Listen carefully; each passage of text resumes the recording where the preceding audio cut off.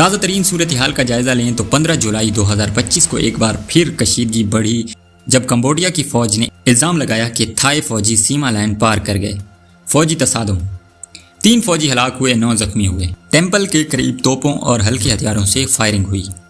Thai land کا کہنا ہے کہ ہم صرف اپنی سرحدوں کا دفاع کر رہے ہیں۔ کمبوڈیا کا دعویٰ ہے کہ یہ جملہ ہماری خود مختاری پر تھا۔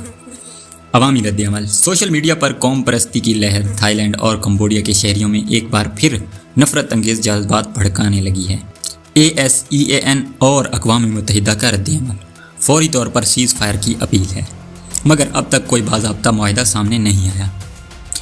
قوم پرستی اور شناخت، دونوں ملکوں میں تاریخ کو اپنی اپنی مرضی سے پڑھایا جاتا ہے۔ اسکولوں اور میڈیا میں دشمن کی تصویر دکھا کر عوامی جذبات کو بھڑکایا جاتا ہے۔ چین، امریکہ اور ویتنام جیسے طاقتور ممالک ان تنازعات پر خاموش تماشائی نہیں ہیں۔ علاقائی عدم استحکام ASEAN کے اتحاد کو بھی متاثر کر رہا ہے۔ عالمی عدالت انصاف کا کردار پہلے بھی مؤثر رہا ہے، مگر مکمل عمل درآمد نہیں ہو سکا۔ کمبوڈیا چاہتا ہے کہ اقوام متحدہ کی امن فوج تعینات ہو، جبکہ تھائی